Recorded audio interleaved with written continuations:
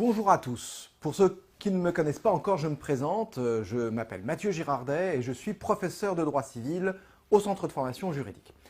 Dans une série de vidéos, je vous propose de vous expliquer, étape par étape, comment procéder pour réaliser une dissertation juridique. Alors tout d'abord, la première étape, cela consiste à prendre votre sujet, à le lire évidemment, et à définir les termes du sujet. Cette première étape de définition des termes du sujet est très importante pour plusieurs raisons. D'abord parce que ça va vous permettre de cadrer le sujet évidemment. Vous devez donc définir positivement chaque notion qui est incluse dans l'énoncé de la dissertation. Un conseil que je vous donne d'ailleurs à cet égard, c'est d'écrire l'énoncé verticalement et non pas horizontalement. Et donc verticalement, vous allez pouvoir avoir de la place à côté de chaque terme pour définir ce que c'est. Et quand je dis qu'il faut définir tous les termes du sujet, il faut à la limite quasiment définir aussi l'article, les conjonctions de coordination, il faut définir le verbe, bref, il faut absolument faire une analyse exégétique de l'énoncé. Au-delà de définir les termes du sujet, il faut également dire ce que ce n'est pas. Donc pensez toujours en termes de définition à ce que c'est et ce que ce n'est pas. Par exemple, si vous aviez une dissertation sur la loi, vous devez vous poser la question, est-ce que quand le sujet parle de loi, cela vise aussi les décrets, les arrêtés? Alors, ça c'est une question qui est ouverte, mais on sait nécessairement que quand le sujet porte sur la loi, eh bien ça ne porte pas sur la jurisprudence. Donc, qu'est-ce que la loi? Qu'est-ce que n'est pas la loi? Étape fondamentale, pourquoi? Parce que d'abord, ça va vous permettre de cadrer le sujet, ça va vous permettre de délimiter le sujet, et cela va vous permettre également de nourrir l'introduction de votre dissertation. Donc ça vaut la peine de prendre le temps de faire correctement cette première étape. Deuxième étape, pour réaliser votre dissertation juridique, il faut contextualiser le sujet.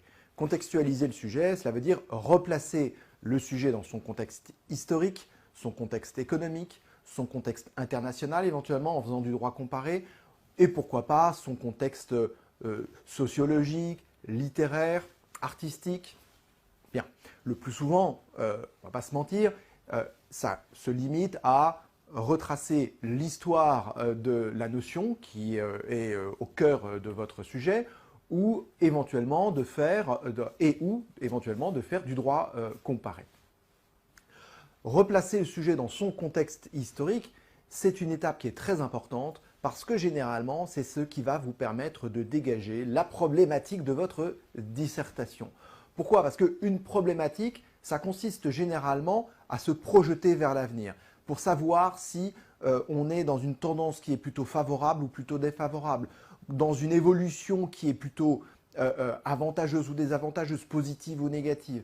Et pour faire cette prospection, eh bien, il est nécessaire de faire de la rétrospection. C'est-à-dire que pour regarder vers l'avenir, il faut généralement regarder vers le passé. Et la problématique, ça va être en fait la continuation de cette évolution historique de la notion.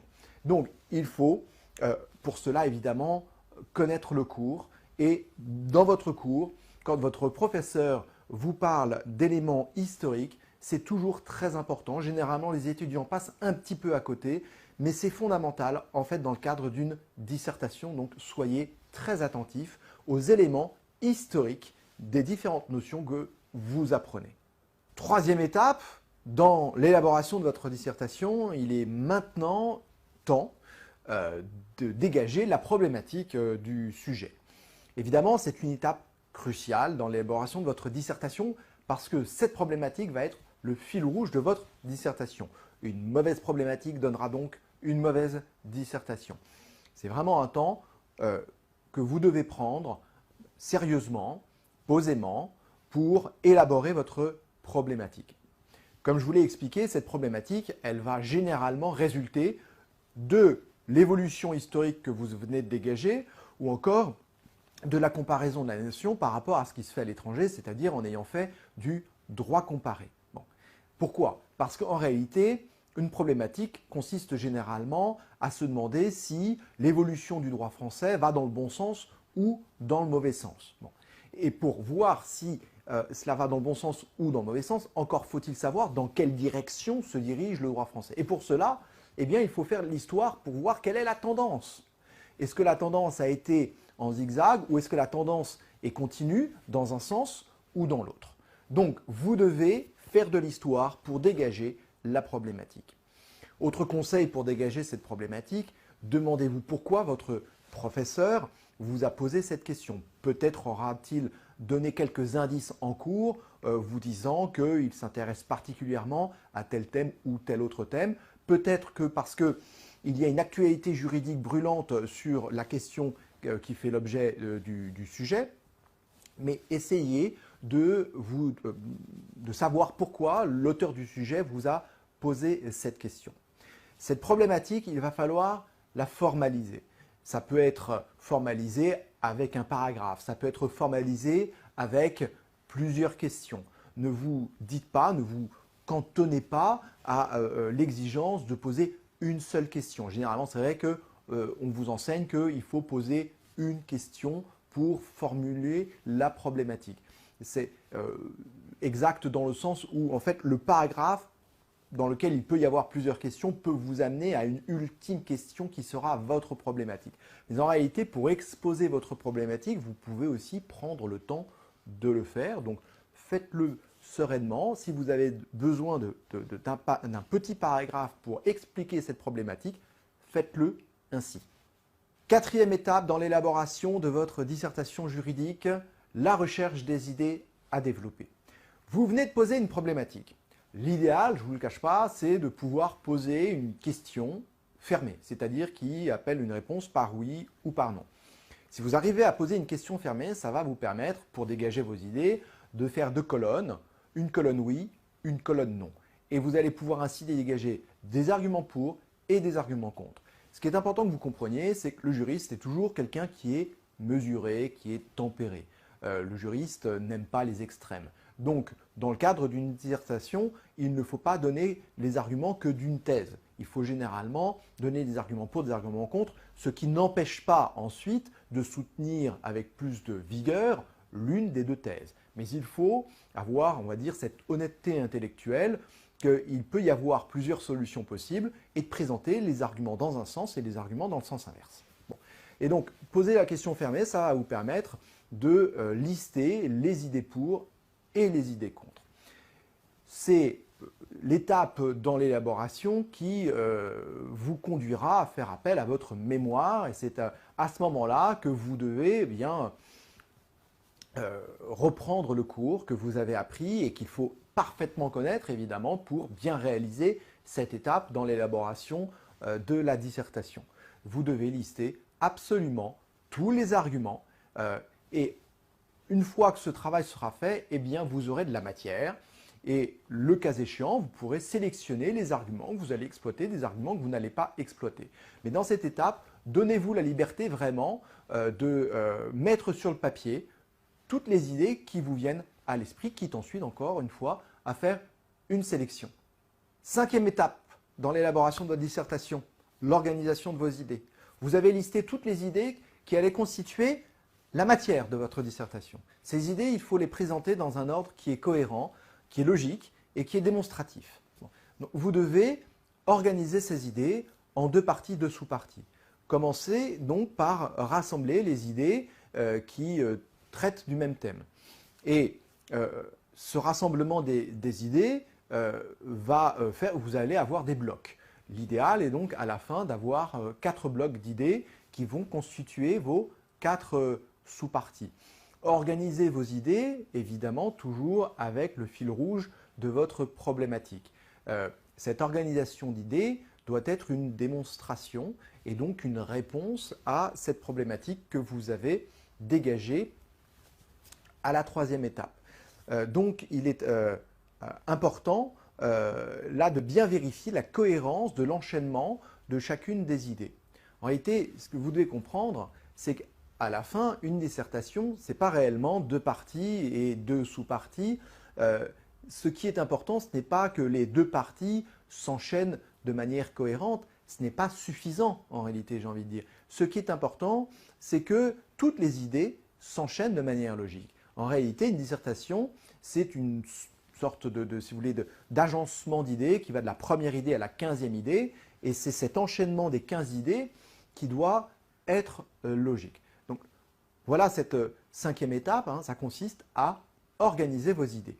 Sixième étape dans l'élaboration de votre dissertation, la confection du plan. On y arrive enfin. Une fois que vos idées sont organisées en 4 blocs, il faut donner un intitulé à chacun de ces blocs. Donc c'est à partir en fait des idées que vous voulez développer que vous allez dégager l'intitulé de la sous-partie. Et vous pouvez y aller progressivement. Vous pouvez simplement au départ indiquer le thème du bloc. Ça fait le thème du premier bloc, du deuxième bloc, ça vous fera votre A et votre B. Le thème du troisième bloc et du quatrième bloc, ça vous fera votre A' et votre B'. Et puis ensuite, vous affinez. Vous affinez pour rendre vos intitulés élégants. Et donc, vous pouvez faire des intitulés qui s'épousent ou qui s'opposent. Vous allez ajouter dans vos intitulés des adjectifs pour que votre plan soit démonstratif. Bon. Donc, vous pouvez procéder en plusieurs temps hein, dans l'élaboration de vos intitulés. Mais ce que je veux que vous compreniez et qui est très important, c'est que un plan, ça se dégage à partir des idées que l'on veut développer. Et c'est une erreur fondamentale que commettent beaucoup d'étudiants de vouloir chercher un plan en 2 parties, 2 sous-parties, très rapidement après avoir lu l'énoncé du sujet au bout de 5 ou 10 minutes. Parce que le jour de l'examen, ça les rassure d'avoir très rapidement un plan. Mais c'est une erreur fondamentale parce qu'en réalité, ça donne au final une dissertation assez incohérente où l'étudiant va développer souvent des idées qui n'ont rien à voir avec l'intitulé qui est annoncé pour la sous-partie. Donc ne procédez pas à l'envers. Il faut d'abord avoir les idées, ensuite organiser ces idées, et puis on passe alors à l'étape de la rédaction des intitulés. Bon. Et on procède de la même manière pour les intitulés des parties principales. C'est uniquement à partir du moment où vous aurez trouvé les intitulés de vos sous-parties que vous pouvez réfléchir aux intitulés des parties principales. Et en procédant de cette manière, les intitulés des parties principales correspondront correctement au A et au B de la partie, et non pas à une seule des sous-parties. C'est souvent un reproche que l'on vous fait dans vos copies, hein, que l'intitulé d'une partie principale ne correspond qu'à une seule sous-partie qui est développée. Si vous cherchez votre intitulé après avoir dégagé les intitulés des sous-parties, eh bien vous réfléchirez à un intitulé qui est commun aux 2 sous-parties. Et vous procédez ainsi avec l'intitulé de la deuxième partie. Et puis une fois que vous avez dégagé à peu près tous vos intitulés, eh bien vous faites les ajustements pour que vos intitulés s'épousent ou s'opposent entre la première partie et la deuxième partie, entre le A et le B, entre le A' et le B'. Vous veillez à ce qu'il n'y ait pas de verbes conjugués dans vos intitulés. Vous veillez à ce que vos intitulés soient courts, le plus court possible disons. Vous veillez à ce que vos intitulés ne contiennent pas une question, ne contiennent pas un point d'interrogation. Vous veillez également à ce que vos intitulés contiennent des adjectifs parce que vos intitulés doivent être démonstratifs. À la fin, le plan, ça doit être une réponse à votre problématique. À la limite, il faudrait que le correcteur comprenne exactement ce que vous voulez démontrer à la seule lecture des intitulés de votre plan. Donc pour la rédaction des intitulés, vous pouvez procéder en plusieurs étapes. 7e étape dans l'élaboration de votre dissertation, la rédaction des chapeaux et de la transition. Vous venez de passer un temps assez conséquent à l'organisation de vos idées et à la rédaction des intitulés de votre plan. Or, les chapeaux servent précisément à expliquer l'organisation de vos idées. Cette organisation que vous avez choisie pour démontrer ce que vous voulez démontrer, pour répondre à la problématique. Alors, profitez de ce moment justement pour le faire puisque c'est encore très frais dans votre tête. Bon. Ce que vous devez comprendre, c'est que votre plan, il est apparent. Le correcteur va généralement d'ailleurs commencer par lire les intitulés du plan avant même de commencer à lire la première phrase de votre introduction. Donc quand il va attaquer la lecture de votre chapeau, il aura déjà pris connaissance de votre plan. Donc ce chapeau ne peut pas se contenter d'annoncer les sous-parties, sans explication. Sinon, cela ne sert strictement à rien. Un tel chapeau n'aurait d'utilité que s'il n'y avait pas de plan apparent et qu'il y avait 2 paragraphes et que le chapeau servait à expliquer quel était le thème du premier paragraphe et le thème du second paragraphe. Mais puisque votre plan est apparent, vous ne devez pas vous contenter d'annoncer dans le chapeau les sous-parties. Ce que vous devez faire, c'est expliquer le lien logique qui existe entre la première sous-partie et la deuxième sous-partie. Vous devez expliquer dans le chapeau ce que vous voulez démontrer dans la partie. Donc un chapeau, ça peut très facilement faire 3, 4, 5 lignes. Prenez le temps qu'il vous faut pour expliquer la logique de votre plan interne. S'agissant de la transition entre la première partie et la deuxième partie, dans le fond, ce sera relativement plus rapide. Ça consistera souvent en une phrase ou deux. Et la transition entre les deux parties, elle va permettre de faire le lien entre la deuxième sous-partie et la troisième sous-partie. Ce que je vous ai expliqué dans l'organisation des idées, dans la vidéo sur l'organisation des idées, c'est qu'en réalité, une dissertation, ce n'est pas 2 parties de sous-parties, c'est l'enchaînement d'une quinzaine d'idées et c'est l'enchaînement logique en réalité de 4 blocs. Le bloc 1, 2, 3, 4. La transition entre la première partie et la deuxième partie, elle doit faire le lien entre le bloc 2 et le bloc 3, c'est-à-dire entre votre 1B et votre 2A. 8e étape dans l'élaboration de votre dissertation, la rédaction de l'introduction. Évidemment, l'introduction, ça va être la porte d'entrée de votre dissertation et elle doit être séduisante pour donner envie au lecteur de poursuivre la lecture de votre dissertation. À cet égard, elle est importante. Déjà par rapport à l'importance quantitative de cette introduction, vous devez avoir à l'esprit qu'elle doit représenter 1/3 de votre devoir, entre 1/4 et 1/3 de votre devoir. C'est donc une partie qui est conséquente dans votre dissertation. D'une certaine manière, en fait, c'est une partie à part entière. Vous avez 2 parties, plus une troisième qui est en fait l'introduction. Donc, il y a plusieurs étapes à respecter pour l'élaboration de votre introduction. La première étape, c'est l'accroche pour le sujet. Évidemment, là aussi, l'accroche, c'est la première phrase que le lecteur lira et donc vous devez trouver une accroche qui, comme son nom l'indique, donne envie au lecteur de lire la suite, d'accrocher le lecteur, un peu comme le journaliste cherche un titre à son article séduisant, accrocheur, pour que le lecteur fasse le choix de lire cet article parmi tous les articles qui sont à sa disposition. Avec l'accroche, ça doit être un peu la même idée. C'est comme si vous étiez mis en concurrence avec toutes les autres dissertations de vos camarades et que par votre accroche, vous donniez envie au lecteur de lire votre dissertation. Alors, cette accroche, elle peut être de plusieurs natures. Ça peut être par exemple une citation. Souvent, c'est à cela que l'on pense. Bon, simplement, la citation d'un auteur, c'est une accroche qui est un peu dangereuse. Et il faut que la citation soit très précisément, porte très précisément sur le thème de votre sujet de dissertation. Ça ne doit pas être une citation qui a trait vaguement, de manière plus ou moins lointaine, a trait au sujet de votre dissertation. Le jour de l'examen, vous oubliez la citation parce que si vous avez pu peut-être apprendre quelques citations par cœur, vous n'aurez jamais la chance d'avoir appris la citation qui porte très précisément sur le sujet de votre dissertation.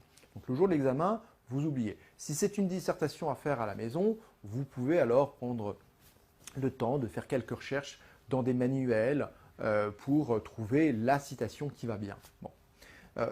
Du coup, l'accroche, qu'est-ce que cela peut être autrement? Cela peut être aussi une accroche sur un événement d'actualité, si le sujet est d'actualité, exposer le problème qui est soumis à l'opinion publique, par exemple. Cela peut être également une question qui porterait là aussi sur l'actualité. Imaginons que vous ayez un sujet sur la procréation médicalement assistée, vu que cette année, il y a une révision des lois bioéthiques sur cette question de la procréation médicalement assistée et que l'on se demande si il faut l'ouvrir à toutes les femmes, eh bien votre accroche pourrait être celle-ci. Faut-il ouvrir la procréation médicalement assistée à toutes les femmes? Et poser une question dans l'accroche ne veut pas dire que vous allez empiéter sur la problématique, puisqu'en réalité, cette accroche sera plus large que la problématique que vous allez préciser. Voilà pour cette première étape qu'est l'accroche. Une fois que vous avez fait l'accroche de votre sujet, vous passez à la définition des termes du sujet. Cette définition des termes, vous l'avez déjà faite, donc vous reprenez ce que vous avez fait au brouillon en prenant le soin bien sûr de dire ce que c'est et ce que ce n'est pas, ce qui va vous permettre de délimiter le sujet dans cette partie de votre introduction.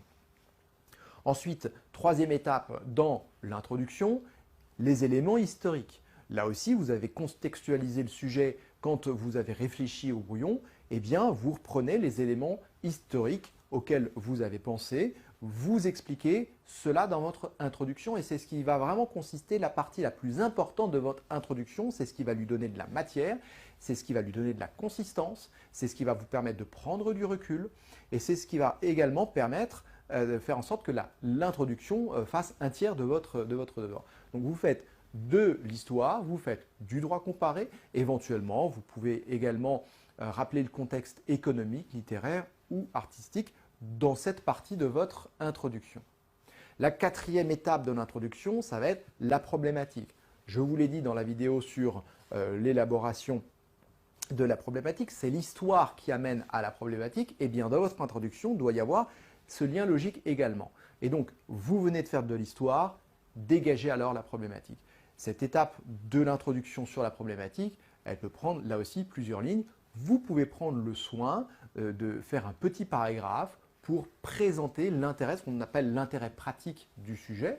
Après avoir exposé l'intérêt économique, historique, etc., vous présentez l'intérêt pratique. En réalité, c'est la problématique. Donc, vous prenez un petit paragraphe que vous essayez de conclure effectivement avec une question qui sera le fil rouge de votre dissertation et à laquelle est censé répondre votre plan. Donc, vous faites la problématique dans l'introduction.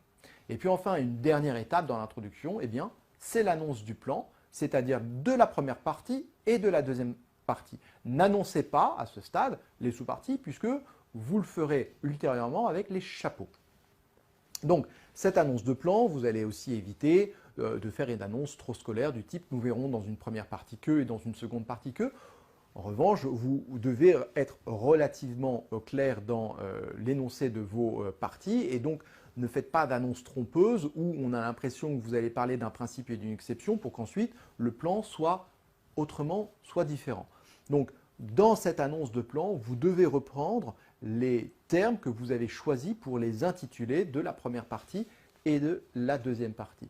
Essayez de formuler une phrase qui sera composée à peu près à la moitié d'une parenthèse avec un grand 1 et à la fin d'une parenthèse avec un grand 2.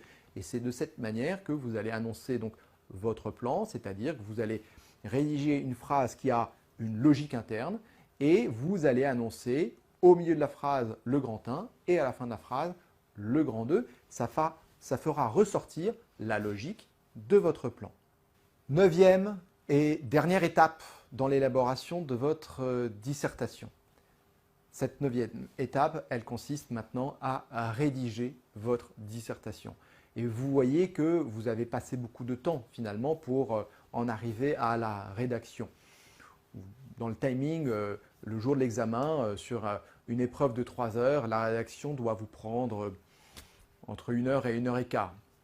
Ce qui sera possible uniquement si vraiment vous avez un plan ultra détaillé comme je vous ai conseillé de le faire. Bien. Alors, quelques conseils pour la rédaction de cette dissertation.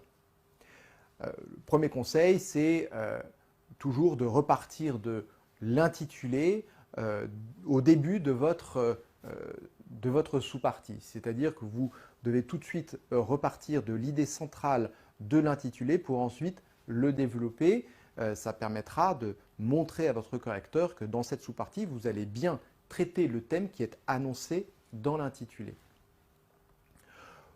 Vous exposez donc vos idées, vous n'oubliez pas d'illustrer vos propos avec des exemples tirés de la jurisprudence ou tirés de l'actualité juridique. Et à la fin de chaque sous-partie, vous faites une phrase transition vers la sous-partie suivante pour mettre du liant.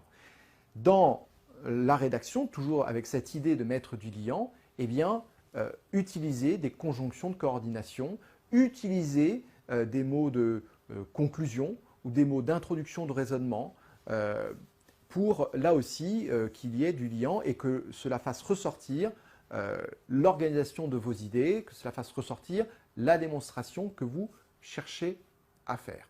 Voilà, j'en ai terminé avec cette explication de la méthode pour réaliser une dissertation. Une méthode, vous l'avez vu, donc en 9 étapes.